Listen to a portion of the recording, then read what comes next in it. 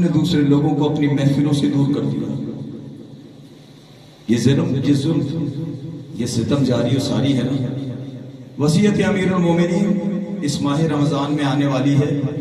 میری آپ تمام سے گزارش ہے کہ جو آپ کے علاقوں میں مساجد امام بارگاہ ہوں، قربتاً اللہ ان 18 وصیتوں کو امیر المومنین کی ایک بڑے پین فلیکس پہ بنوا کر اپنی امام بارگاہوں اور مساجد کے اندر لگائیں، تاکہ روز وہ مساجد امام بارگاہوں میں آنے والا ہر شیعہ اس کو پڑھے اور دیکھے امیر المومنین کی کون سی صفات میرے اندر موجود ہیں. ان وصیتوں میں سے کون سی ایسی چیز ہے جس پہ میں عمل کر رہا ہوں. 5 وصیتیں میں بتا دیتا ہوں، جوان بیٹھے ہیں یاد رکھیے گا. امیر المومنین پہلی وصیت کہتے ہیں، اے بیٹا حسن اور حسین، خانہ خدا کو ویران مت ہونے دینا. خانہ خدا کیا؟ بیت اللہ، اللہ کا گھر، مسجد. ہم نے اپنی مسجدوں کی حالت دیکھی ہے. ایک پیش امام، 2 آدمی پیچھے نماز پڑھ رہے ہوتے ہیں. بولتے تو چلے جائیں، یہی ہے نا سب کچھ. جس کو امیر المومنین کہہ رہے ہیں بیٹا حسن اور حسین، ان مسجدوں کو ویران مت ہونے دینا. ہم نے وہ مسجدیں ویران کر دی. دوسرا امام فرما رہے ہیں بیٹا حسن اور حسین، قرآن کے ساتھ متمسک رہنا. اگر تم نے اس کی طرف سے غفلت برتی تو کہیں ایسا نہ ہو دوسرے اس پر سبقت لے جائیں. کتنے شیعوں کے گھروں میں روزانہ قرآن کھلتا ہے، کتنے شیعہ روزانہ قرآن پڑھتے ہیں. پڑھا جاتا ہے. جس امام کے نعرے مارتے ہیں بڑے کھڑے ہو کے اور جوش میں، اور آپ کو حال چڑھ جاتے ہیں اور جذبات میں بہہ جاتے ہیں چاروں طرف، اس امام کا کہنا مانا کبھی؟ کتنے ایسے گھر ہیں شیعوں کے جنہوں کے اندر قرآن مجید باقاعدگی کے ساتھ پڑھا جاتا ہو. ہم نے قرآن کو بہترین کپڑوں میں سمیٹ کر، بہترین کپڑوں میں لپیٹ کر اتنی اونچی طاق پر رکھ دیا کہ وہاں کئی سالوں کے بعد جا کر ہاتھ جائے. یا وہ قرآن ماں باپ کے انتقال پہ نکلتا ہے، یا وہ قرآن بچوں کی شادی میں سائے کے لیے اترتا ہے. قرآن مردہ لوگوں کے لیے نہیں، قرآن زندہ لوگوں کی ہدایت کے لیے آیا ہے. قرآن منبع نور ہے، ہدایت کا سرچشمہ ہے.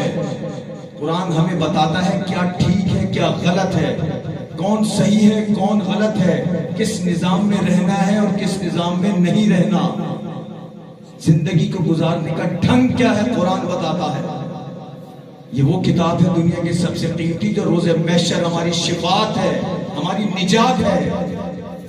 یہ وہ قرآن ہے جس کے بارے میں حدیث ثقلین ہے. رسول اللہ فرما رہے ہیں میں تمہارے درمیان 2 گراں قدر چیزیں چھوڑ کر جا رہا ہوں، ایک قرآن اور ایک اہل بیت. دونوں کے ساتھ متمسک رہنا. ایک کو بھی چھوڑ دیا تو گمراہ ہو جاؤ گے. جس نے قرآن کو تھاما اہل بیت کو چھوڑا وہ بھی گمراہ. جس نے خالی اہل بیت کو تھاما قرآن کو چھوڑ دیا وہ بھی گمراہ. قرآن اور اہل بیت ایک سامت قرآن ہے، ایک ناطق قرآن ہے. دونوں ایک دوسرے کے ساتھ متمسک ہیں، جڑے ہوئے ہیں. اس لیے معصوم فرماتے ہیں کہ ہماری حدیثوں کو جب کوئی بیان کرے ان حدیثوں کو قرآن کے ساتھ موازنہ کرو. اگر قرآن سے ٹکرا رہی ہوں تو انہیں دیوار پر دے مارو.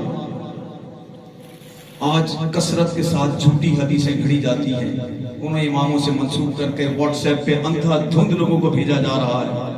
کوئی تحقیق کرنے والا نہیں، کوئی تصدیق کرنے والا نہیں.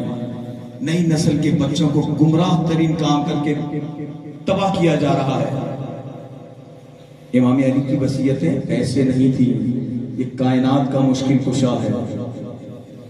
جتنا علم مولا علی کے لیے، یہی در تھا مولا علی کے پاس. یہی مولا علی دل کمیل سے کہتے تھے اے کمیل، اس سینے کے اندر جتنا علم ہے یہ علم لینے والا کوئی نہیں ہے. آج ہمارا بھی یہی عالم ہے کہ ہم بات تو کرتے ہیں کہ ہم علی کے ماننے والے ہیں، مگر جب کردار دیکھیں اپنا، جب اپنے سیرت پہ جاتے ہیں، جب اپنے افکار پہ جاتے ہیں، جب اپنی چال چلن پہ جاتے ہیں، تو ہمارا اور علی کا رشتہ کروڑوں میل دور نظر آتا ہے. مولا علی علیہ السلام یہی در تھا جسے کمیل کو کنویں کے اندر مولا اپنا منہ دے کر چیخ چیخ کر اپنا درد بیان کرتے تھے، کوئی سننے والا نہیں ہوتا تھا، کیونکہ حق کے پیروکار تھے مولا امیر المومنین۔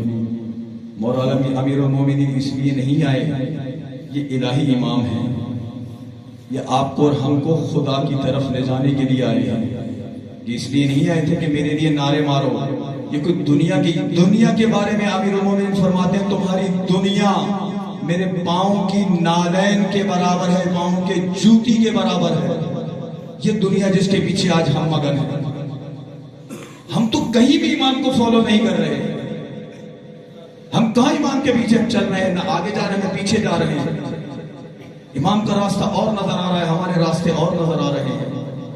امام نے جو کہا ہم نے کیا۔ امام نے فرمایا اے بیٹا حسن اور حسین، آپس کے میل جول کو قائم رکھنا، آپس کے اتحاد کو قائم رکھنا۔ ہم ایک دوسرے کے ساتھ دستوں گریبان، ایک دوسرے کے ساتھ مسجد و امام بارگاہ میں دیواریں کھڑی کر کے بیٹھے ہوئے ہیں، ایک دوسرے کو گالی گلوچ دے رہے ہیں، ایک دوسرے کی توہین کر رہے ہیں، کہاں امام کی باتیں مان رہے ہیں؟ چوتھا امام نے فرمایا بیٹا حسن اور حسین، بیواؤں اور یتیموں کا خیال رکھنا۔ ہم بیواؤں کی بھی پینشن کھا جائیں، ہم یتیموں کے گھروں پہ قبضہ کر لیں، یتیموں کی زمینیں کھا جائیں، یہی کر رہے ہیں سب کچھ۔ اور سب سے آخری کام جو امیر المومنین نے فرمایا، 18 میں سے میں نے شارٹ کر کے صرف 5 ہی بتائیں۔ امیر المومنین فرماتے ہیں بیٹا حسن اور حسین، امر بالمعروف و نہی عن المنکر کرتے رہنا۔ امر بالمعروف کیا یعنی؟ برائیوں سے روکتے رہنا، لوگوں کو کوئی برا کام ہو اس سے روکتے رہنا۔ اگر تم نے یہ کام نہ کیا تو تم پر اشرار کی حکومت نافذ ہو جائے گی اور پھر تمہاری دعائیں بھی قبول نہیں ہوں گی۔ آج ہم کیا کر رہے ہیں؟ چھوٹی چھوٹی برائیاں بڑھ کر آج کتنی بڑی بڑی برائیاں کر دی۔ وہ برائیاں بڑھ چکی نا، اب آپ کی نسلوں میں قائم ہو گئی۔ کتنی بڑی توہین ہے کہ ہمارے رسول اللہ کی حدیث، کائنات کے رحمت للعالمین فرما رہے ہیں العلماء ورثۃ الانبیاء، علماء انبیاء کے وارث ہیں۔ اور ہر پستی میں گرا ہوا انسان کھڑے ہو کے علماء کو گالیاں دینا شروع کر دیتا ہے۔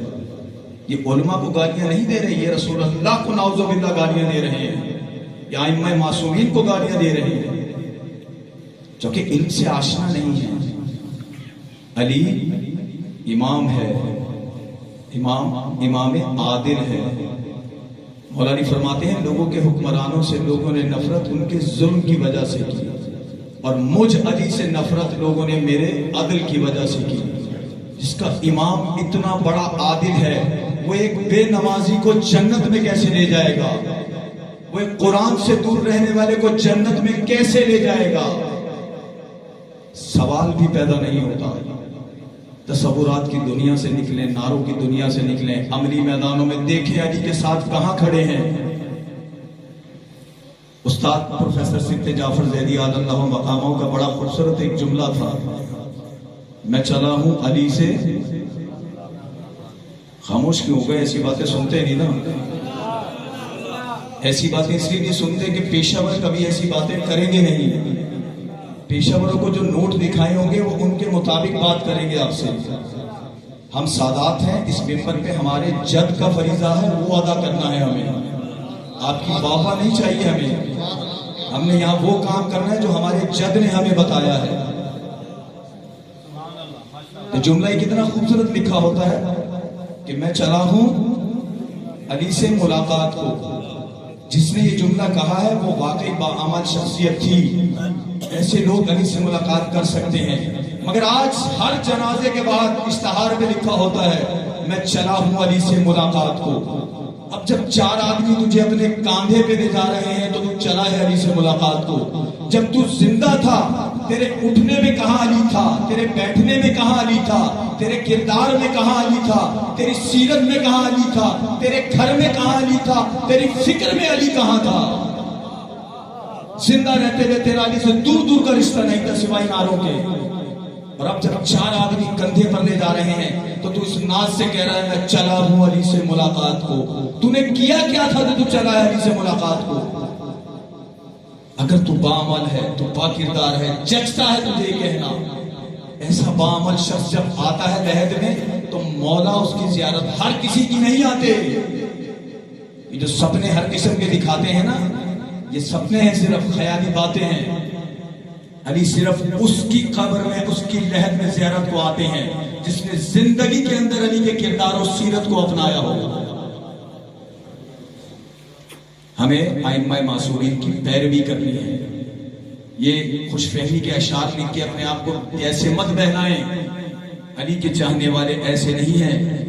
یہ جو زمانے بھر میں دیکھتے ہیں آج ہمارے جیسے سوشل میڈیا کے نئے نئے بچے پڑھنے آ رہے ہیں، بچوں کی ذہن سازی جس طرح سے کی جا رہی ہے. آپ پڑھے لکھے بافکر افراد ہیں. یہ جو جملے مجھے بتا دیں، تاریخ میں اہل علم بھی بیٹھے ہیں، اہل قلم بھی بیٹھے ہیں.